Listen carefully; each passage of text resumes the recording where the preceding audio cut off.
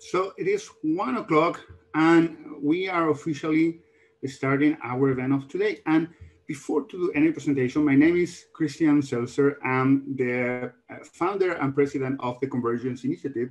We would like to begin by acknowledging that the Convergence Initiative headquarters is located in unceded indigenous land. The Kanien'kehá:ka Nation is recognized as the custodians of the lands and waters of which we are gathering virtually today, and where Convergence is physically most of their members. Tiohtià:ke, Montreal, is historically known as a gathering place for many First Nations. Today, it is the home of a diverse population of indigenous and other people. We respect the continued connections with the past, present, and future in our ongoing relationships with indigenous and other peoples within the Montreal community and within Canada and the world. So we are very, very interested in this pass along and be clear. We are happy to be here and continue the work of reconciliation.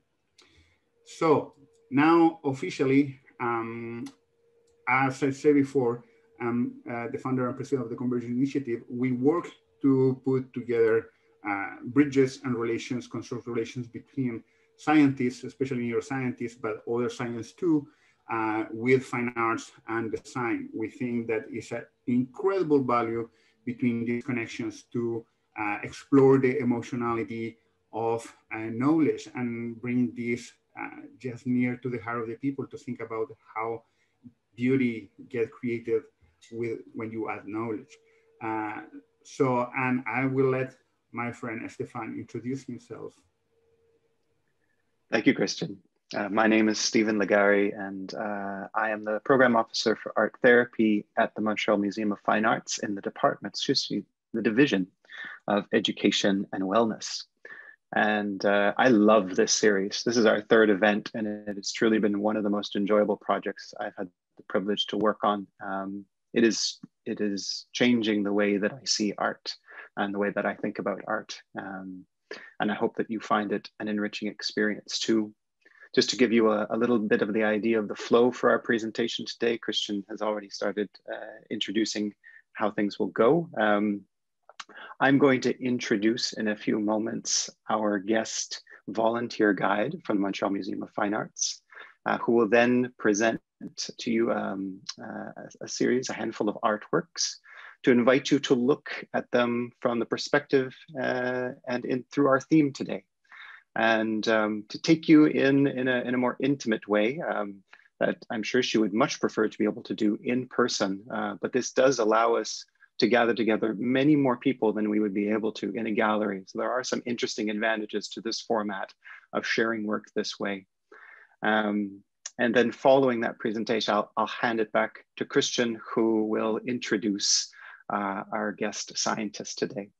And then following both of their presentations, this is really a community conversation after that. We will invite you to turn on your microphones if you like, your cameras if you like, or to use the chat to ask questions that have come up while you've been enriched by their presentations. So without further ado, I'm going to introduce our first guest. Christiane Hudon earned a PhD in biological oceanography from the Université Laval in Quebec City in 1983.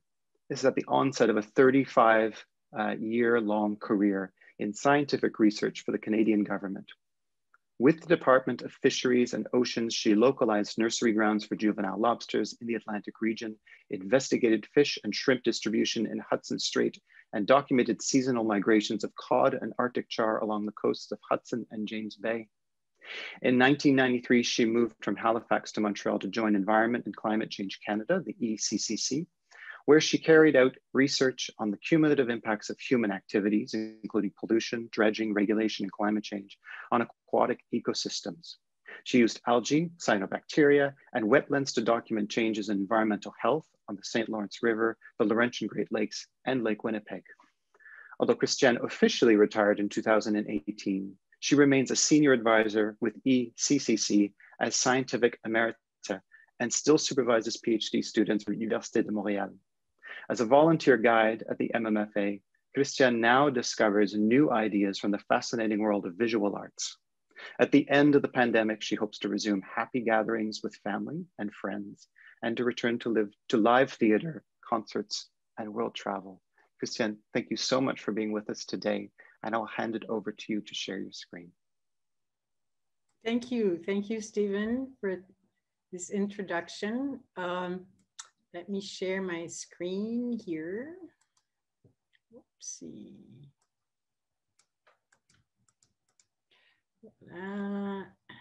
Here. Voila. There we are. Okay, so thank you so much for being there on such a beautiful Saturday afternoon, sunny. It's my pleasure to talk to you today. I must admit it's been a fascinating experience with the Convergence Initiative. I am Christiane Hudon, and yes, as Stephen said, I'm a volunteer guide with the MMFA. Having had the opportunity to look at both sides of the mirror of arts and science, I can reflect today on some of the similarities in the process involved in arts and sciences. We will look at 3 paintings. We can only make educated guess at the pigments that were used by the artist, since the chemical composition was not formally analyzed. The pigments, the oil, the canvas, the wooden support used by an artist all have a unique chemical signature. And I am sure that Oscar will have a lot of interesting things to say about that. But we will together look at what the paintings tell us about the painters themselves, both their abilities as artists as well as craftsmen. And we will reflect on the composition and the time period at which they were made. I chose to present the paintings in chronological order. And together, the interesting thing is they present 3 primary colors of the spectrum: the blue, yellow, and red. So let's look at uranium yellow, poisoned by color.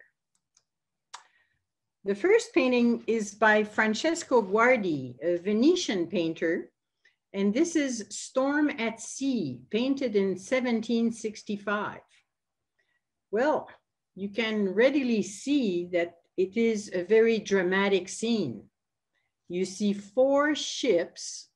Can you see my pointer here on the screen? 1, 2, 3, 4 ships that are tossed about like twigs on a very bad sea. You see large waves and sea spray in the very tormented sky.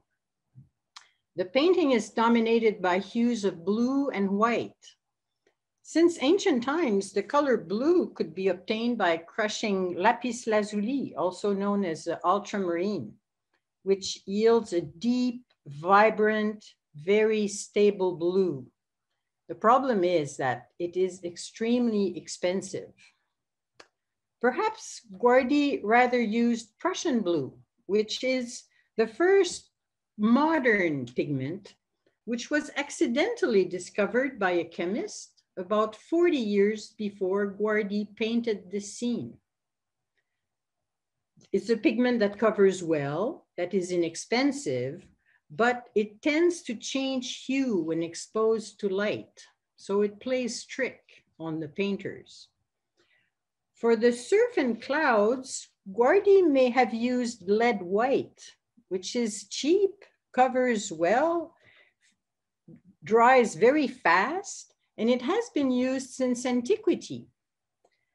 In contrast with the innocuous blues, however, lead white is toxic. It leads to Saturnism. Exposure to lead produces severe neurological disorders in people who are inhaling the dust or eating it, but generally it is through the dust that you get contaminated. Lead white has been widely used domestically to paint walls and buildings. And so people living in old buildings in Europe can still be contaminated under certain conditions. In addition, for painters, lead white tends to become gray when exposed to sulfur emanation, such as those from gas lighting in Victorian times. So the surfaces that started as white turn gray. Perhaps this explains the prevalence of grayish light, dark skies, and foggy atmosphere that are very characteristic of Guardy's style. Do they stem from the painter's desire or from the alteration of pigments with time? Well, how can we know that? The painter uses composition to instill anxiety with the observer. Here is a detail of a small part of the painting where you see small characters that are waving and are obviously in a panic. It emphasizes the helplessness of humans facing the power of nature and the wild elements. The characters are blurred. They're barely sketched with a few stiff brushstrokes. Here they are. This is the small piece where you see those characters. Another interesting feature is that most masts and hulls are to the right, as if the wind was originating from the left-hand side of the painting. The clouds also are having the same angle, but you see that there is a breach of blue sky here, and there's a fringe of gold in the clouds, so as if the front is passing, and the ships are still tossed by the very big sea, but the tempest is about to end. The other contradiction is that a whole bunch of other diagonals here in red are slanted on the other side, which emphasizes the feeling of unbalance that we get from the painting. Well, from a physical standpoint, it does not make much sense, but psychologically, it certainly has this disorienting effect for the observer.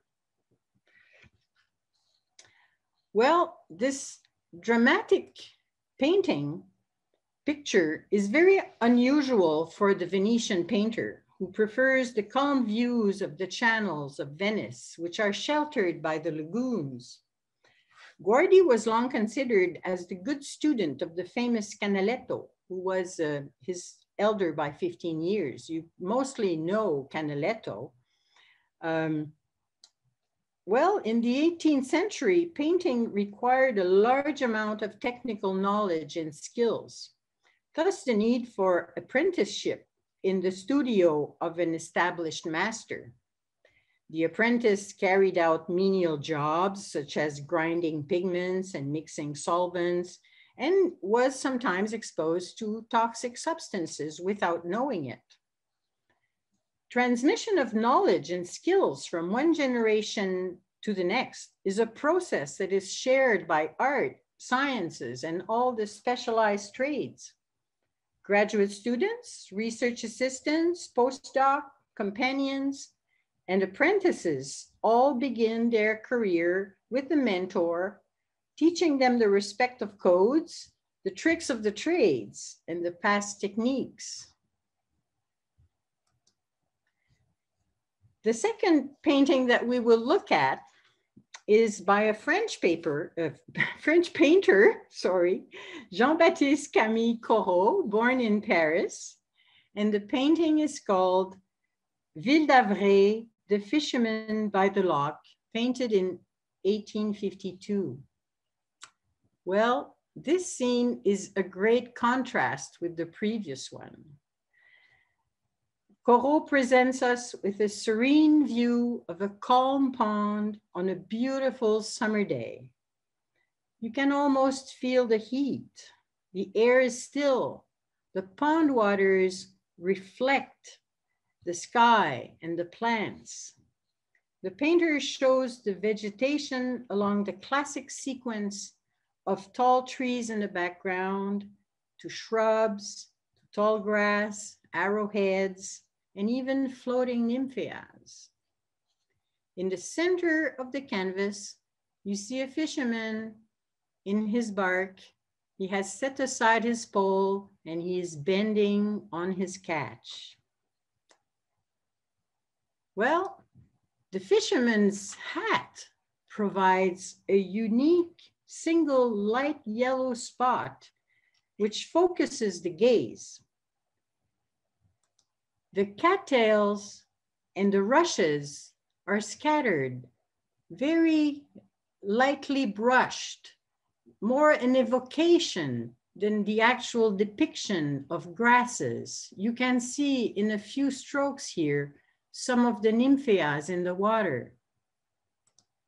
If you look on the right-hand side of the painting, the emergent plants are even more scattered and only evoked by very light brushes that are reminiscent of the Impressionist brushstrokes, even though Corot was the teacher of Impressionists. He was not part of that group himself, being about 30 years earlier than they were. In contrast, if you look at the lock, well, it is very solid, very symmetrical. It has perspective view. And this is reminiscent of the neoclassic composition that was important for the neoclassic painters that were the masters of Corot himself. So you see in this very bucolic scene elements that present evidence for the two schools, the past, the masters of Corot, and the future that were the Impressionists to come in the future. Corot was the teacher of Camille Pissarro and Berthe Morisot, for instance. His masters were influenced by Claude Lorrain and Jacques-Louis David. Well, in spite of the peace of the pastoral scene, there is a sinister side to it. At the time Corot paints the view, yellow and green pigments cause many problems to painters. Cadmium yellow is expensive, and Naples yellow, made out of antimony and lead, is very toxic. Chrome yellow is also toxic and tends to turn ochre or brown with time. Many of Van Gogh's paintings, including the famous sunflowers, were altered by the shift of the yellow pigments with time. Van Gogh's mental health could also have been affected by his habit of nibbling the tip of his brushes as he was working. The situation is even worse with greens.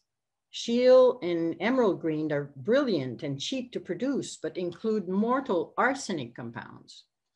Rumors have it that Napoleon died of arsenic poisoning from the vapors coming from the wallpaper in his house in the humid climate of St. Helens Island. Corot started with a sketch outdoor and he brought it in the studio to work on the composition. Around 1840, the paint in tubes and ready-made colors could be purchased from merchants. And this technological development paved the way to outdoor painting by Impressionists in the early 70s, 1870s, that is.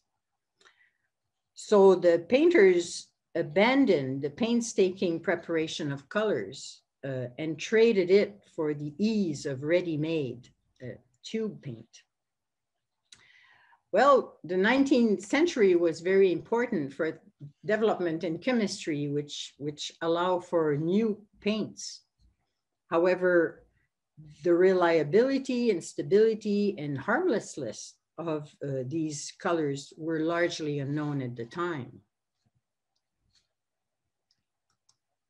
Our third painting is in red. It is by Ferdinand Hodler, a Swiss painter. It was painted in 1895. And it represents a 16th century halberdier. It's a warrior entirely dressed in red, holding an axe and a peak, a halberd, mounted on a long pole that allows a group of mercenaries to repel charging cavalry. The soldier, as you can see, has a very proud stance, almost a defiant attitude. His legs are firmly planted on the ground. He wears a pourpoint with slashed sleeves, fitted stockings, bare feet shoes that are typical of the attire of a 16th century mercenary. The color magnifies the character of the warrior. Since medieval times, red has been the color. The symbolism of red is powerful and violent. From the earliest ages, red has been the color of emperors and nobles, of Supreme Court judges in Canada and in Britain, of executioners, of warriors. The halberdier's uniform in the 16th century was likely dyed with madder, the root of a plant that was widely cultivated in Southern Europe until the early 20th century, actually. In 1895, Hodler likely used cadmium red, which is mildly toxic, but very bright and stable. This pigment is still widely used by painters even nowadays. In spite of the 16th century attire, the subject appears stylized, almost modern in the simplicity of the silhouette. He is clearly outlined on a light background, evoking faraway mountains, a ravine, barren ground. If we look at the detail, you can see that the bonnet of the halberdier almost forms like a halo around his head. You can see clearly the outline of his aquiline profile, and there are lots of details in his ear, in his hand, in his stance. But other than the face and the hand, you see that the rest is only sketched out. The halberd is only sketched out very rapidly. And the leg here, look at the foot of the soldier, are only, it's only sketched out. The painter itself is very tall. It measures about 2 meters in height and is part of a group of 26 large paintings that were to decorate the facade of the Palace of Fine Arts in Geneva. Hodler fulfilled the command for the opening of a grand exhibition of Swiss national art in 1896. However, just before the opening of the exhibition, when Hodler presented his 26 figures, the Central Committee of the exhibition refused 8 of them and required modifications to 7 others. The artist, of course, to a scandal, the press defended the artist. There was a huge controversy over those figures. Interestingly enough, with time, however, in spite of the scandal surrounding the unveiling, Hodler's warriors eventually became an iconic symbol of the 20th century Swiss identity and of national pride. So to conclude, we had this ballad across pigments and paintings that revealed a little bit of the complexity of the techniques and the craftsmanship involved with art.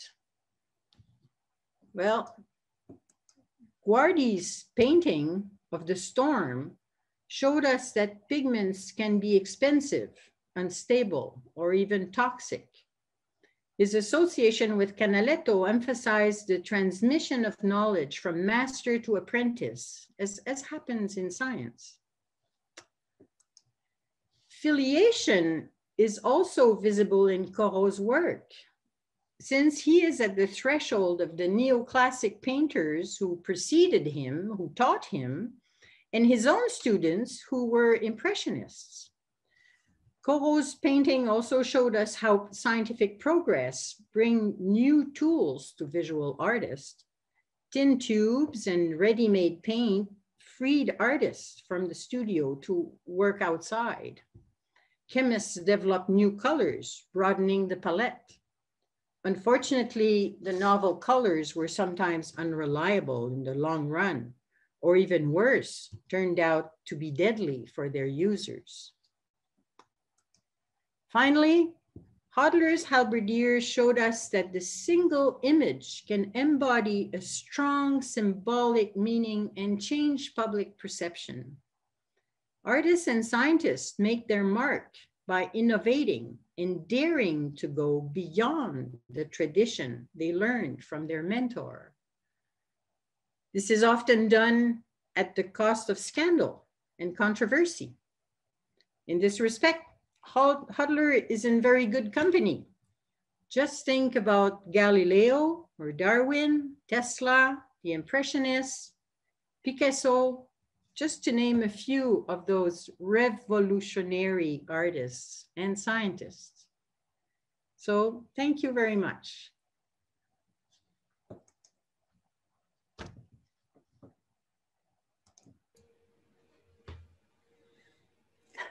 Absolutely no, Christian. That was beautiful. Oh, so many questions I have. So anyway, we will hold the questions for now, and we will introduce our next speaker. So, and then remember at the end, we will have a session for questions. So remember, if you have any question, to put it in the chat down here. Or just note it in paper, and then we can ask later to Christian and to Oscar. Okay, so our next speaker is Oscar Gonzalez Mendia. Oscar obtained a PhD in analytical chemistry from the University of Basque Country. From Basque Country in 2011. After a postdoc in the University of Leiden, he came back to the UPV-EH, where he teaches in the Science and Technology and the Fine Arts faculties since 2015.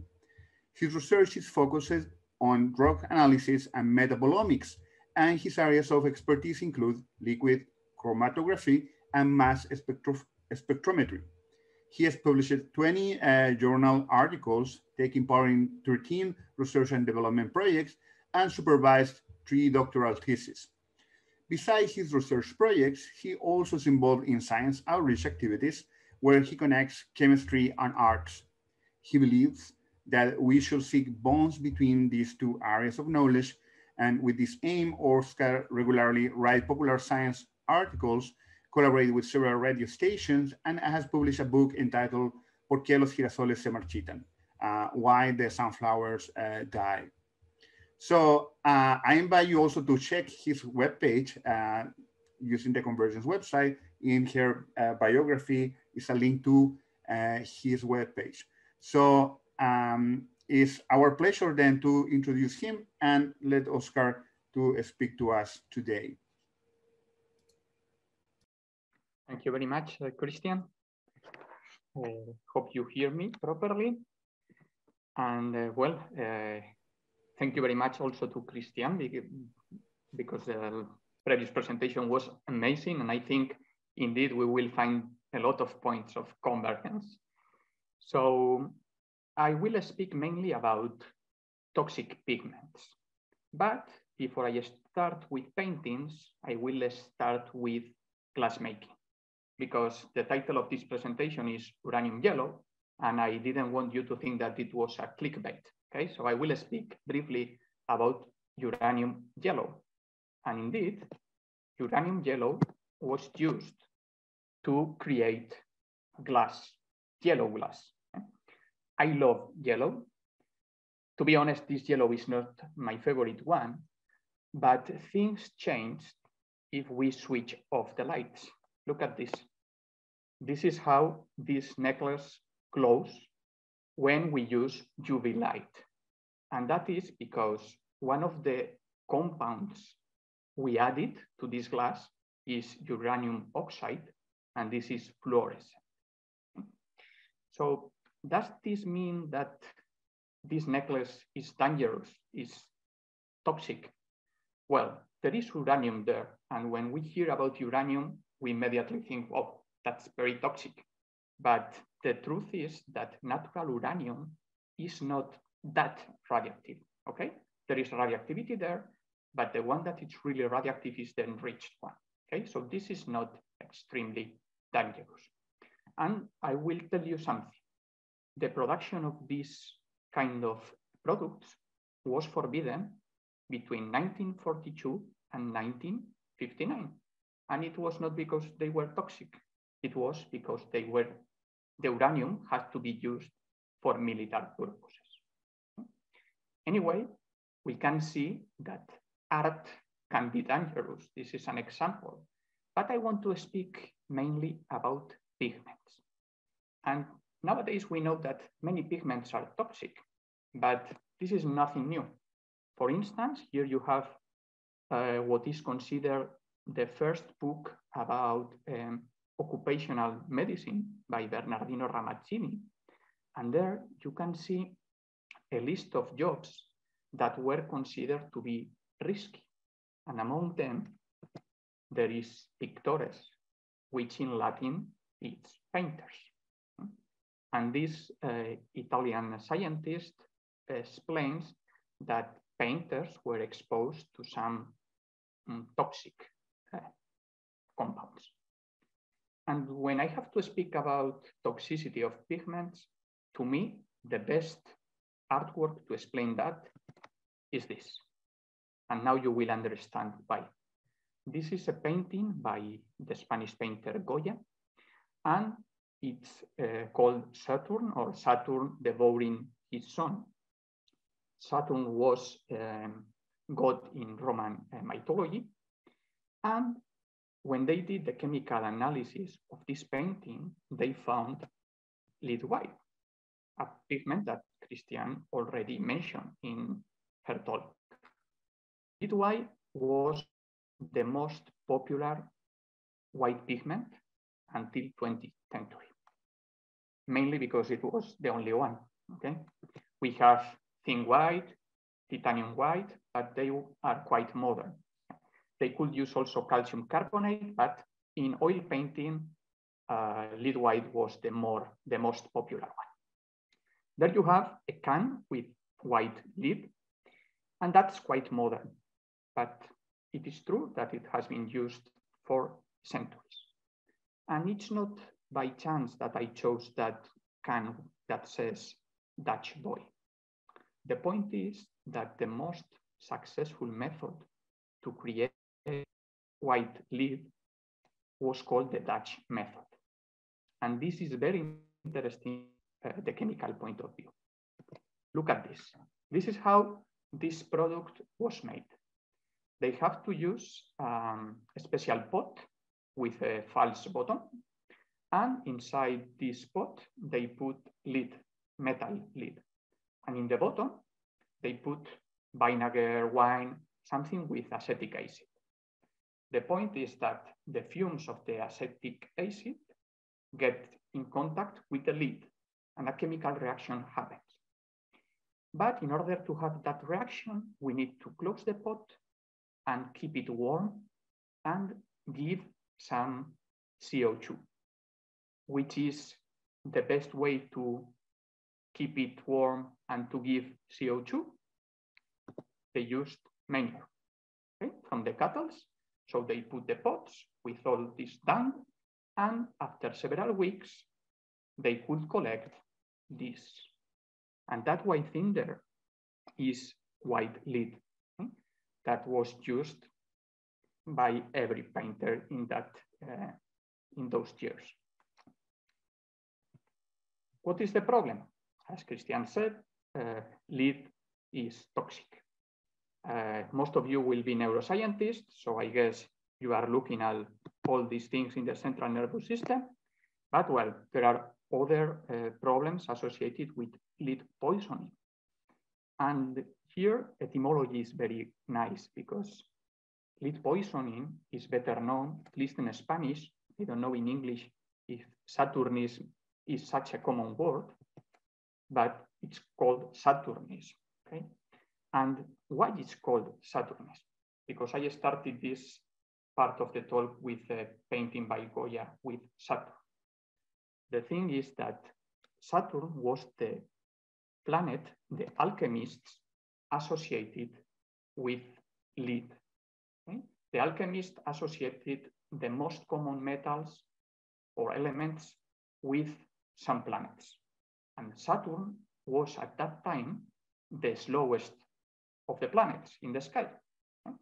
So they thought, okay, this is the slowest planet.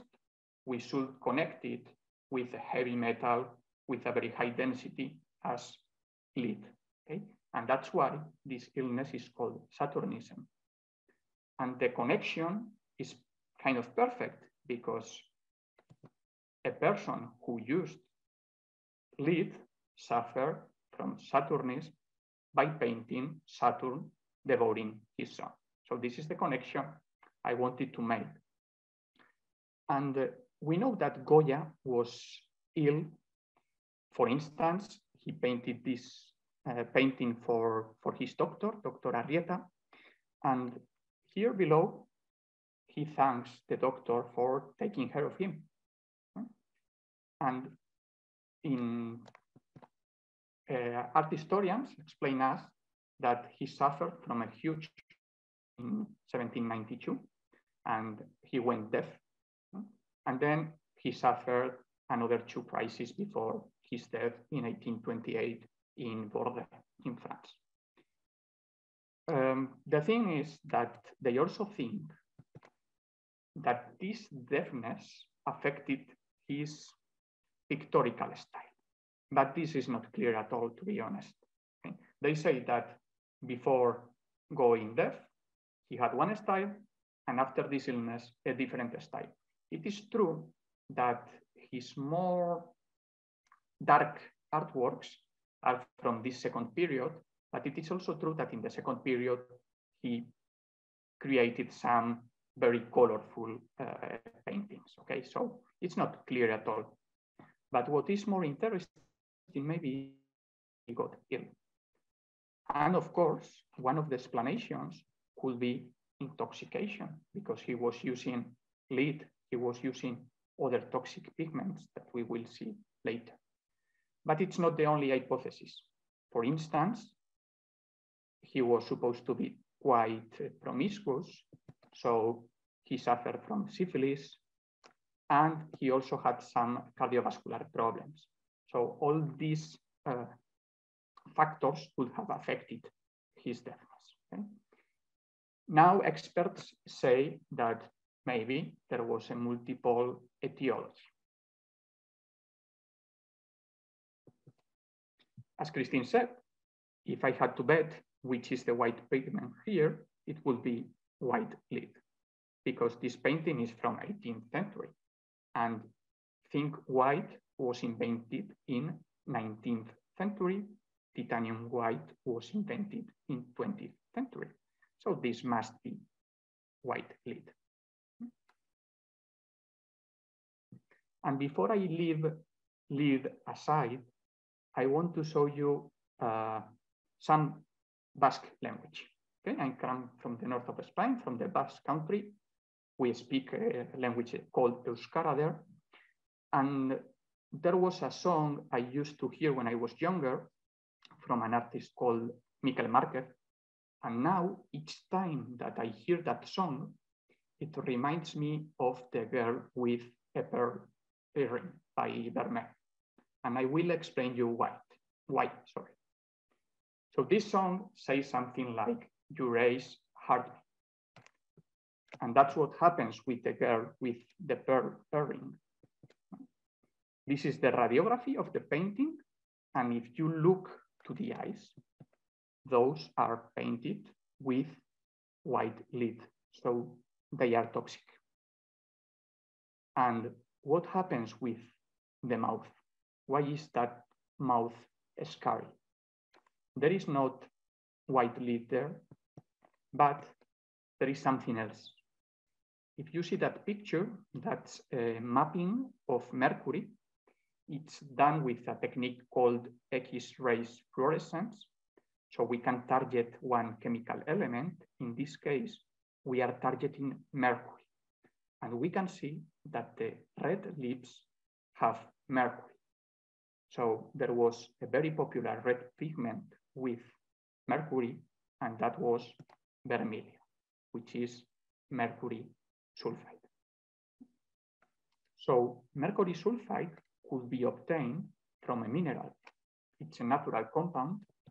The name of the mineral is cinnabar. We use cinnabar for the mineral and vermilion for the pigment, but it could be obtained also in an artificial way by mixing mercury and sulfur. And it's curious because the main source of mercury is this mineral. We can obtain mercury by treating this mineral. And well, mercury is the most attractive of the elements, in my opinion. It's liquid at room temperature and is really amazing. But I wanted to share a curiosity with you.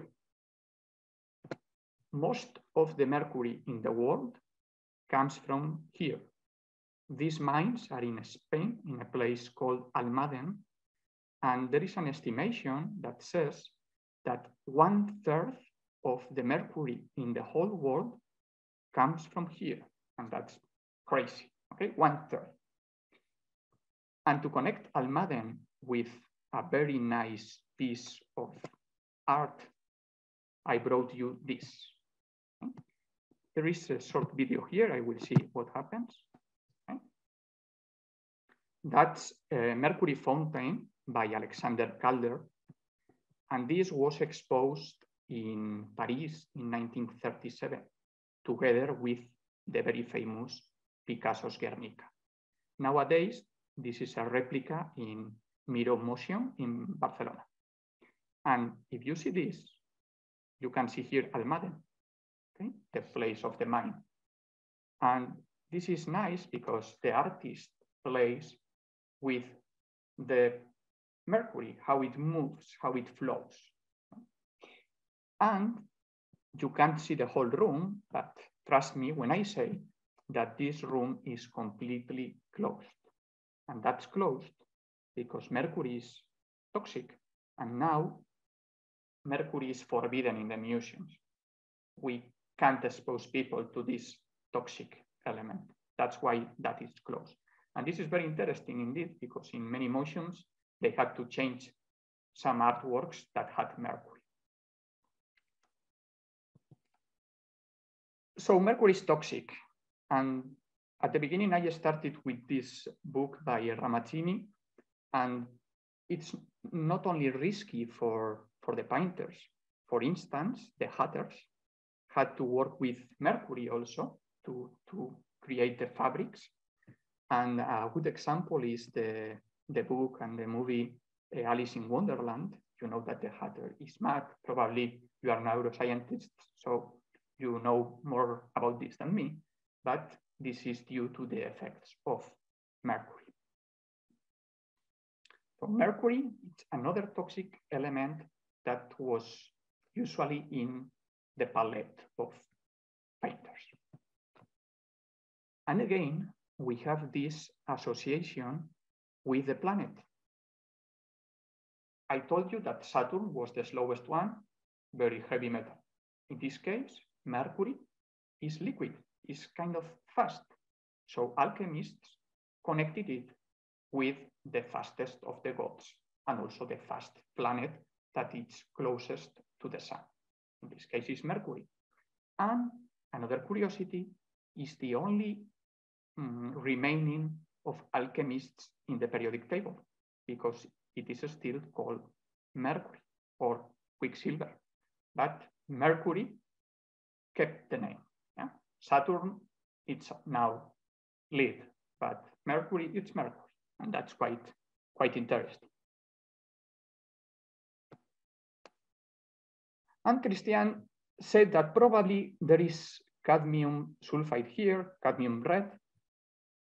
It's an option, but if I have to bet, another option could be vermilion. As she said, in order to know that, we need to do chemical analysis. For instance, the one I showed you in the girl with the pearl ring, that you can detect mercury. If we do this analysis and we see mercury, it's for sure mercury sulfide. If we do the analysis and we detect cadmium, it's cadmium red. But both are possible because we have no chemical analysis in this case. And well, one of the most famous paintings ever, also mentioned in the previous talks, that was I was mentioning that there are a lot of convergences here. And the main pigment here is lead chromate. This is toxic, obviously, because there is lead there, but there is also toxic because of the chromate. Chromate is a toxic compound, and the discovery of this element is also very interesting. It was discovered at the end of the 18th century by a French chemist called Vauquelin, and he was doing studies with a mineral called crocoite nowadays that has the same chemical composition. So he was playing with this mineral, doing the things that we, the chemists, do, taking a little bit of the mineral, dissolving in acids, and he saw that when dissolving in hydrochloric acid, the color changed. And he realized that there was something new there, something no one had discovered before. And he thought that he had discovered a new element. How did he call this element? Chromium, from the Greek word for color. And the reason is easy to understand. It's orange there, it can be yellow. In solution, it can be green, it can be blue. It's kind of a rainbow. It's the rainbow of the elements. Okay? So the name fits perfectly, and that's chromium. I want to show you the colors of chromium.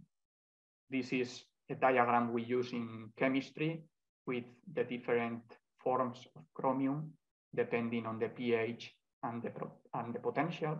And you can see that there is orange, there is yellow, there is blue, there is green. Not all the compounds have the same toxicity. For instance, dichromate and chromate are more toxic than chromium-3 species. And we arrive to the last painting of this trip. Green, yellow, everywhere. So probably there is chromium here. I think there is chromium in the greens because I was looking for other paintings by Corot, and I found one in the National Gallery in London, this one. And they had done the chemical analysis of this artwork. So here, in this point, they found chromium oxide. This pigment is called viridian, and it was a very popular green pigment in the 19th century. This is not as toxic as chromate because this is chromium-3 species and chromate is chromium-6, so it's more dangerous. And well, we might think that Corot was working with safer pigments. I'm sorry to disappoint you because in other parts of the painting, in order to create green color, he mixed blue and yellow. That's something we learn in school. And in order to create the green color, he mixed yellow chromate, chrome yellow, and Prussian blue. So still chromate in this painting and lead. Still a lot of toxicity in this palette. And I will finish with probably the one that is the king of the poisons. If you have read anything about, I don't know, the Borgia or any book by Agatha Christie, you were waiting for this one. Okay? This is arsenic. Arsenic has been used in paintings. For instance, in this painting by Cézanne, we have a pigment called Paris green. It's called Paris green or emerald green. And the composition is quite complex. Here you can see it. Okay? It's copper, arsenic, acetate. And this is sort of an improvement of a previous pigment invented in the 18th century by a chemist called Schiele. Was very, very good chemist. But obviously, this was toxic. And I don't know you, but I wouldn't use in my palette a pigment that it's used to kill rats. Okay? This Paris green is the same thing that was used in order to paint or to kill rats. Okay? So obviously it's not very healthy. The problem is that this pigment was extremely popular in the 19th century. And when I say extremely, it's crazy. I mean, people use it in clothes to give color to the candles, even candies, and especially, as Christine said before, in wallpapers. And they use this in wallpapers, and people got ill, especially children. Well, the sellers of these papers, they were saying, it's not our fault. We have done some proofs, and it's not our fault. The adhesion of the pigment to the wall is perfect. So there is no dust. It's not toxic. Furthermore, we have checked that no volatile compounds are created. Okay, this pigment is stable. But they were wrong, partially. The problem is that there is a fungi that can be in the walls, and this fungi metabolizes the Paris green or Schiele green to create a volatile substance that is toxic. And the problem was here. So I hope that this was interesting for you, that you learned that colors are beautiful, but they can kill you also. And well, now we have time for as many questions as you want. Thank you very much.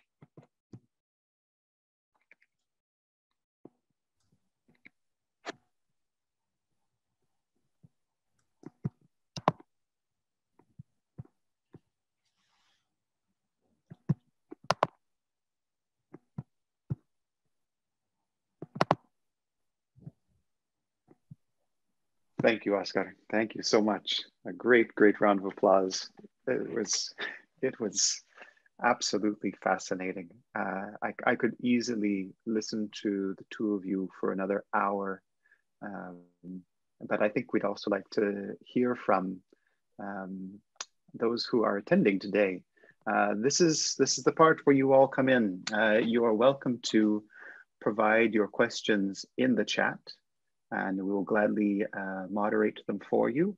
You're also welcome to turn on your microphone and or your camera if you'd like to ask a question directly to one of our two invited guests. And I'd also like to invite our guests, Christian and Oscar, if you have questions or reflections for each other, don't hesitate. This is now a conversation.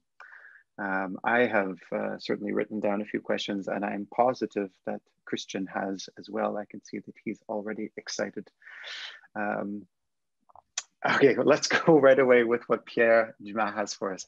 After this presentation, and I think this is actually a very good question, is it safe to visit museums showcasing very old paintings? So what do we know about the stabilization of toxic materials on presentation? I'll invite either of you, both of you, but maybe I'll begin with Oscar to reflect on that, please. Yeah, it's completely safe. I mean, it was maybe not safe for the artists when creating it, okay? But once they are in the museum, it's not risky as long as you don't leak the painting or something like that, something you can do, okay? So for instance, I mentioned in the talk, there could be a problem with mercury.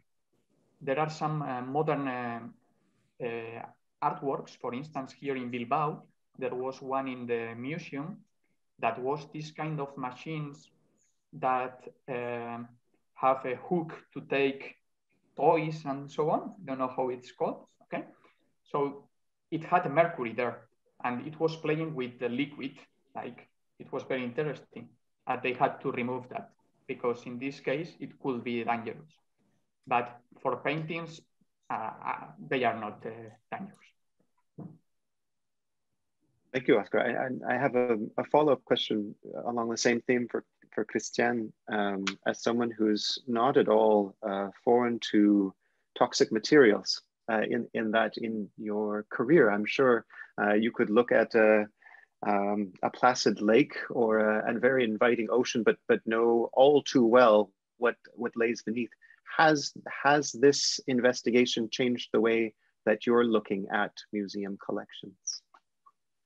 Oh, it definitely has. Actually, it was fascinating for me to discover the amount of knowledge that you had to have in order to prepare your pigments and the complexity of the reactions between the different colors and the types of oils that you would use and the types of material. And I mean, it is a huge domain. And I had no idea how complex it had to be. You know, you tend to see the work of the artist and say, okay, well, the composition and the drawing and the colors that they select, but there is such a huge amount of work that lies behind. And this probably explains why you had a studio with a number of helpers and people to prepare the canvas, to prepare the pigments, to mix this and to find that. So yes, indeed, it has given me a whole new respect for artists. Thank you. I think I'd like to go to Andrea Mackenzie, who has her hand raised. Would you like to open your mic and ask your question?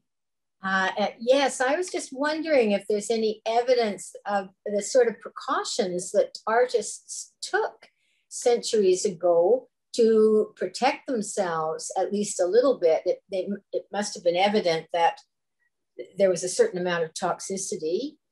And if they were aware, what kind of precaution did they take in mixing the paints, in storing the paints, in keeping their workshops off limits to children or family members or what have you? Or were they just simply not aware? Thank you. Thank you, Andrea. Whoever would like, Oscar or Christian. I will try to answer if it's fine, Christian. So in this book I showed you at the beginning, it's called in Latin, De Morbis Artificium Diatriba. That's from the beginning of 18th century.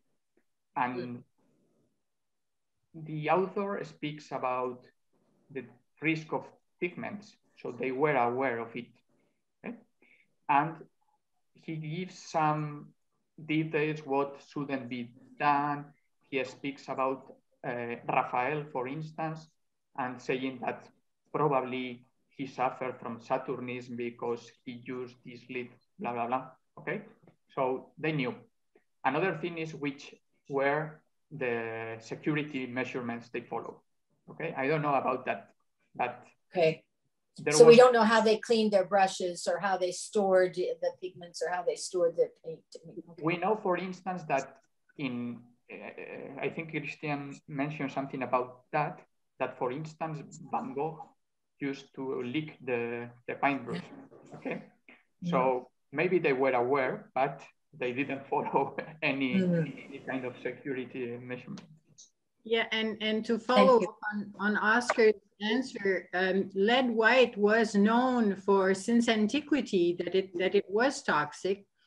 However, it was so cheap to produce and it was so widely used and so easy because it dried fast and it was cheap that it kept on going for ages before there was a major campaign to rule it out from buildings. So it seems like there is a conflict of interest between the people who produce it and sell it and the economics of things and the public health issues that are associated with the substance. And it is a little bit like the asbestos, you know that it is toxic, but it is in the walls and it's very expensive to remove it. So there are a number of issues that are related together and that end up allowing the problem to last. Thank you. I would like to add a comment to that. So one of the things that also happened is that we have this false security when we kind of dominate or play with certain materials that we will not going to get sick with them, and we don't take the precautions. And I say it because as a stained glass artist, I work with lead a lot, and actually never put, like the vacuum exhaustion or the things. And I see when I'm doing the connections between the different pieces of glass, the steam going out, I'm smelling it. So, and I know it's dangerous and I'm still continue doing it. So there is, and I acknowledge this false security that, this is not gonna happen to me. So that's why it is important to have, regulator mechanisms that actually kind of like bother you to follow the rules. But yeah, so I think all these three aspects come together to contribute to the problem. And I think we also have a helpful anecdote from Colin Sanderson that relates to, how are artists protected or their assistants protected. He reflects, if we compare the burning of the Glasgow School of Art, which happened twice, the first time was due to the flammability of a plastic used by a student. So let's think more carefully about the health and safety of artists and their assistants. Christian, did you also have a question that you wanted to follow up on? Or shall I continue with the list? Sure. So I actually will give the word to Trish. Trish, you can turn on your microphone and ask directly your question. Would you like? My reception's pretty sketchy because I'm in transit right now to the Gaspé. But basically, I was wondering two things, and Oscar, maybe this is directed to you. Sheila's green arsenic was the compound used in all sorts of cosmetics, even sleeping drugs and textile dyes. So people in their homes, particularly at the beginning of in the late 19th century, were using arsenic. They were surrounded by it, weren't they? Yes, indeed. For instance, it was used also a cosmetic for hair, and they said that Napoleon used it a lot. And for instance, and this is a very nice anecdote, there was a piece of news in The Lancet, in this very famous scientific journal, of a scientist who explained that he felt bad when he was in his office. He felt sick for some reason. And when he went to his bedroom, he felt fine again.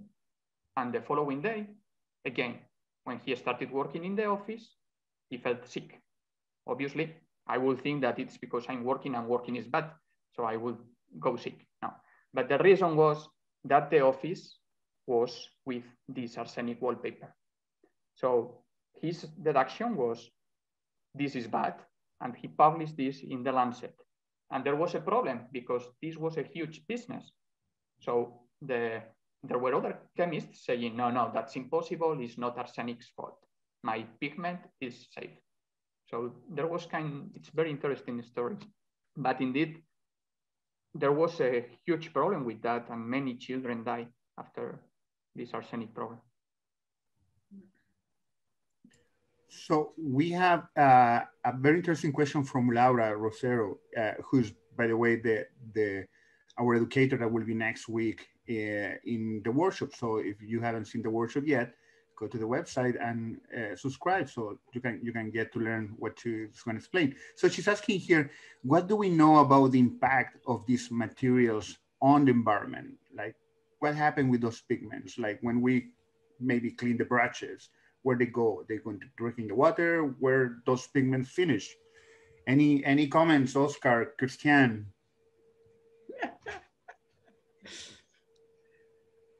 Well, the problems with water quality is definitely an important one, because when you clean the pigment, when you finish the industrial process, all the heavy metal goes into the waterways, basically, and it ends up heavy metal pollution has long been a problem of water quality for all the large rivers, especially the ones that drain large cities. Also because the industries of dyes, dyeing cloth for red or white, or tanneries, they all require a huge amount of water, yet their effluents goes straight into the river afterwards. So you have the river that changes color, that becomes contaminated with a number of different substances. So this has been a problem recognized since the medieval ages, and still goes on now. Although we have improved, we have some water treatment plant, the effluents are treated.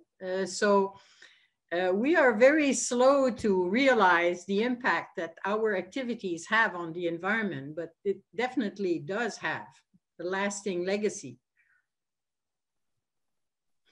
Could I just say, Christian, you've also helped to answer a pressing question for most people that live on or near the island of Montreal, which is, why can't we swim?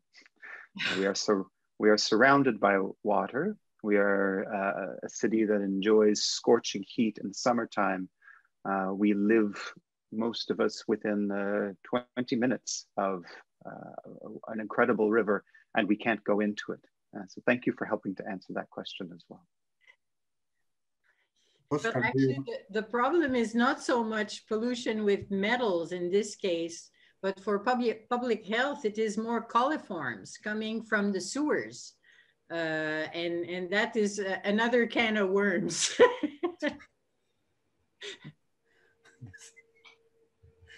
Oscar, do you want to add anything? Yes, yeah, I wanted to add that we are speaking about arts and pigments, and maybe in this context, we think that the production is huge, but the amount of pigments used in painting is minimal. It's not really affecting the environment. The problem is the industrial use. For instance, if we speak the most, the most sold pigment is titanium white, but not because people use it in canvas. It's because it's used to paint houses or buildings, okay? So the amount of pigments used in painting is very small if we compare with industrial use. Yeah, it is important also to mention that today the big companies that make pigments for artists are producing variations that are non-toxic. So it depends on the selection from the artist also into use those pigments that are not toxic. And it's also important to mention that this toxicity that is used in the arts is not just the arts using toxic materials. Scientists also use toxic materials that, if they are not properly regulated, they also finish in rivers. So I was just thinking in ethidium bromide, which is used to stain DNA to being able to see them. And it's a carcinogen. Oh, damn it. Carcinogen. Thank you so much. So, and we have to dispose it in a proper way. So it's just a question of keep the regulations going and be mindful about them, right? So I have here a question from Nora Gibson. How do you chemical analyze? How do you chemically analyze a painting without harming it? Okay, that's a very good question. Just to finish with the previous discussion, and then I'll move to that. It's not up to the painters anymore because they can choose some pigments. For instance, lead white is not in the market anymore. Lead chromate is not in the market. So they can choose, okay? We can still buy them for scientific purposes, but not in the market. And Nora's question is really good, and it's a very interesting one. There are two kinds of analysis. One of them are destructive techniques, and the other ones are called non-destructive. For instance, a radiography is non-destructive because you don't take a sample from the painting. Reflectography, it's very similar, but with infrared radiation, is not affecting the painting. The one I saw about fluorescence, it's also not affecting the painting. But sometimes we have to apply destructive techniques. And for that, we do something that is called stratigraphy. Like in geology, we can see the different parts of the painting. And in those cases, we have to take a very, very small amount, like millimetrical, and we put it in the microscope. But sometimes that has to be done. Well, has to. Before we do a restoration, for instance, it's very important to know the chemistry of the painting. So before doing an important intervention in a painting, usually these scientific analyses are carried out.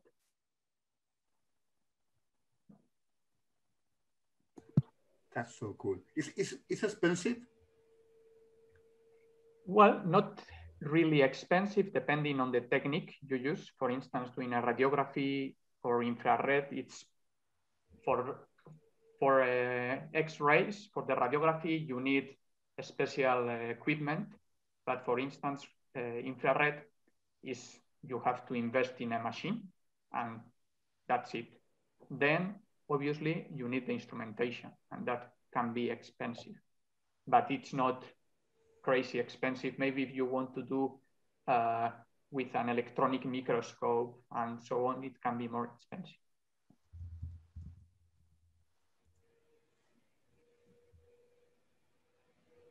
Thank you, Oscar.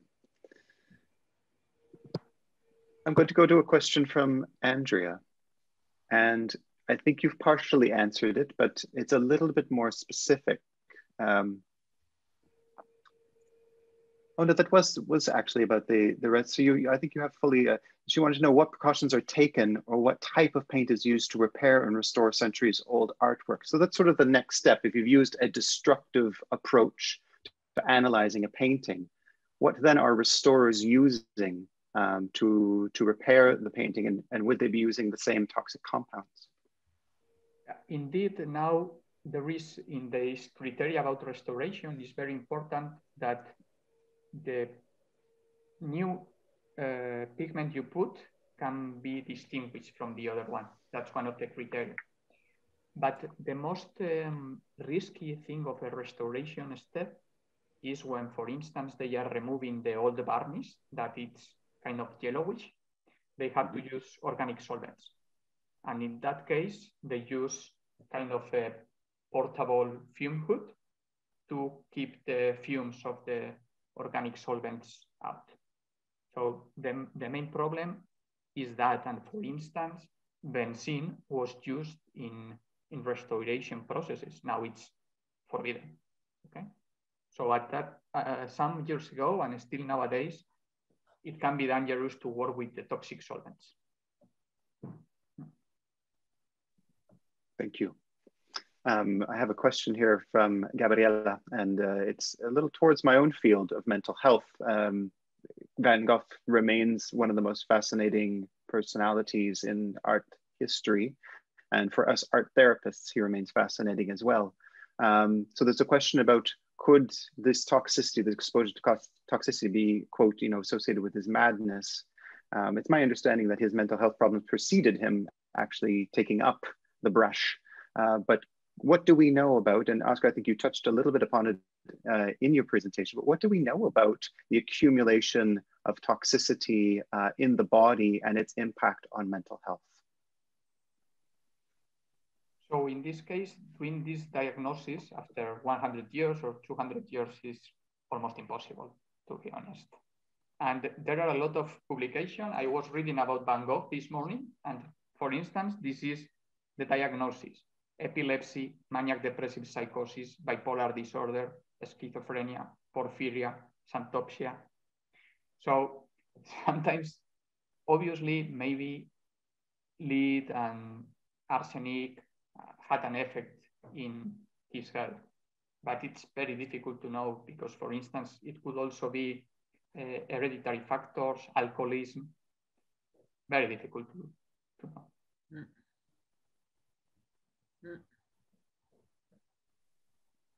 Thank you. A question now from Trish. What is flake white?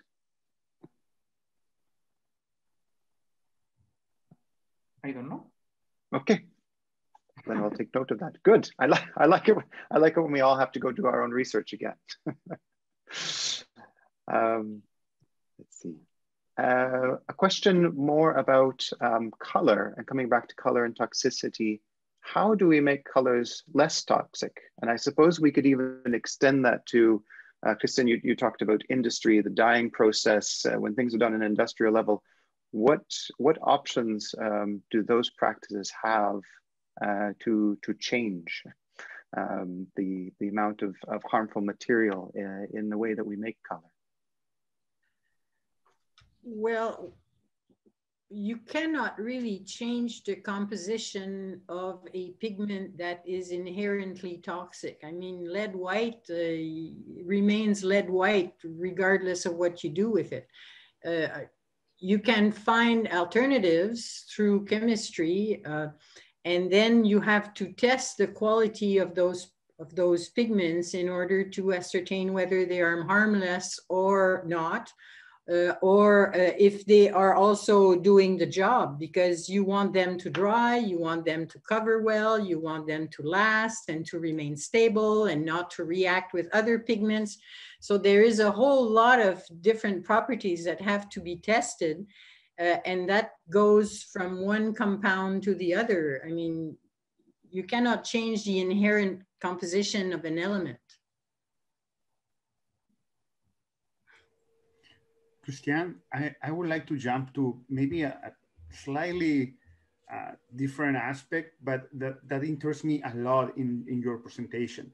That was the parallels that you made between science and art, and between apprenticeship, and how you get, you know, in the two disciplines something similar, and also the transition between one school to the middle one to the next one. So I would like to listen more about this. What are your thoughts about it? Well, I find that, you know, as human beings, the transmission of acquired knowledge is one of the major traits of the human species. And this is true for art, this is true for science, that you learn best first with your parents as children, and then with your professors and your masters. And if you go into high education or artistry or even sports, you have to have mentors and people who will show you the way. The interesting thing is that we all hope that our students will become better than we are and will go beyond what we have done. So it is the way that scientists and artists do their mark, by using whatever they learned and then making something else with it and taking the field beyond. And sometimes this is done at the cost of scandal and controversy and all kinds of mayhem, but still, I mean, this is the way things progress, I think, in all fields. I was thinking precisely that in how we try, right, as a society, as being as organized and respectful and follow norms and all that.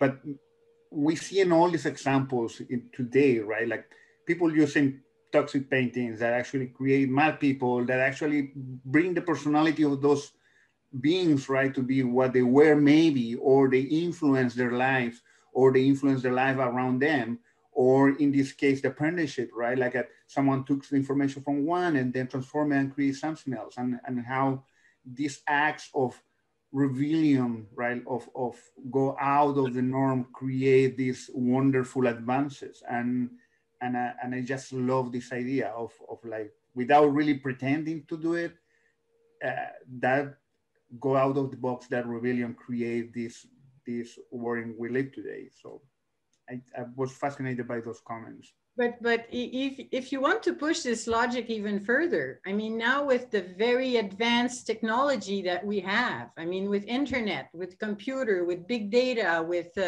all kinds of new substances and media, the young artists and the young scientists also take a tremendous advantage from all those novelties. And now the interesting thing is that it is the younger generation that teaches the older one. Because I mean, there are all kinds of things on my computer that I cannot do, and that I asked my nephews and students to do for me and to explain to me how to program and how to do this and that. So the transfer still exists, but it goes now in the other direction. That's fascinating, actually. That you are totally right. So, because I was thinking also in this traditional way to do things, right? Like we're pushing knowledge, but still using a traditional, very traditional way to teach and learn. But yeah, we are probably in the verge of this also being defied, right?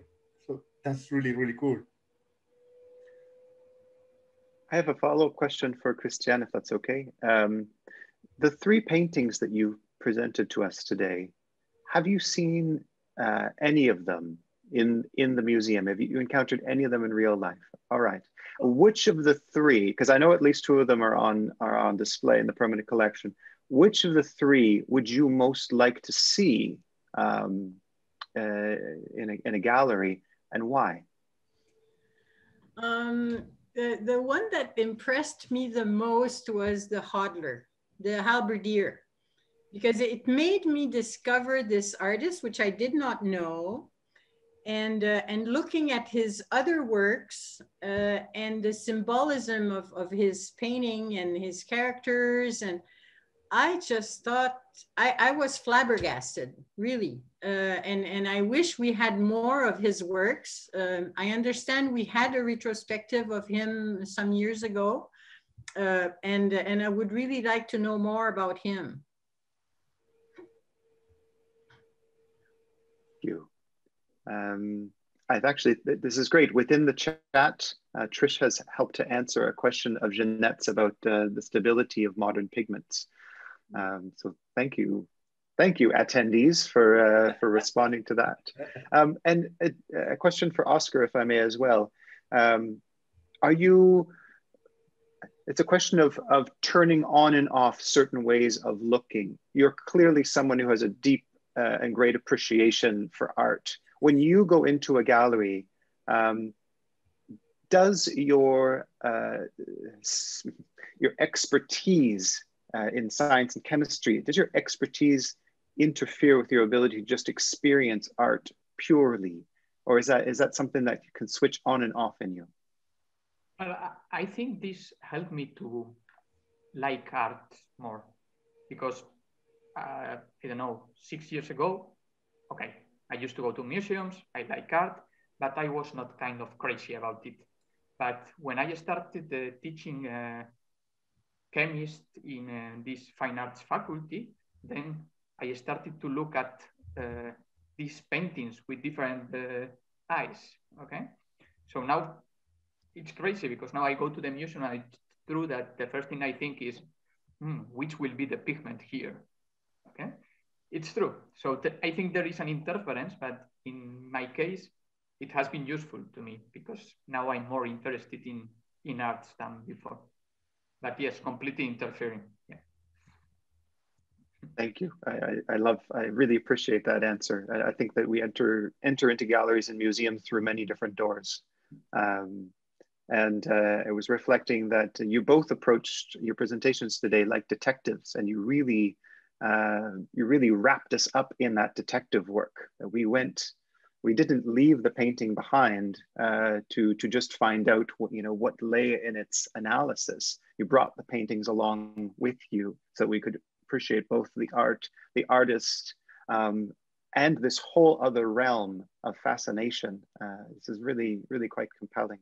Yeah, we were talking with Stefani in the private chat about how we should have called this, instead of uranium yellow, like color detective or something like that, because it was really, really cool just to go. And it's not just the color and the postman, but it was also the people. And that made the story so cool. It just bring all together, right? Like the art, the history, the anecdotal information, and the science, and it make it right what it is, all these things together combined, because any of these things are not living separately from each other. They're all together in the real life. So it's so beautiful. We have to, I think that's definitely probably the next project. So we will bring you back, guys, for sure.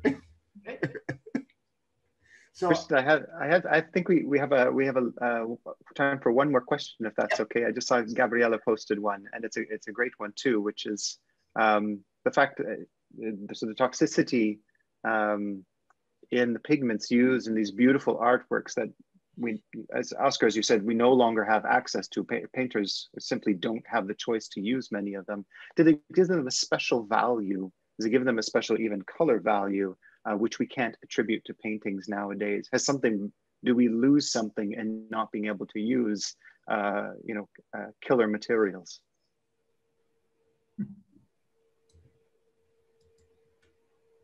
Okay, I will go for it. Yeah. So this is interesting, and I will take where a comment Christian said about lapis lazuli, for instance. Yeah, lapis lazuli in the old times, it was extremely important, and it was only used, for instance, well, only not, but mainly for the dresses of the Virgin, yeah, because it's kind of it's the mother of God, so we have to use this one. So in that sense, it was special.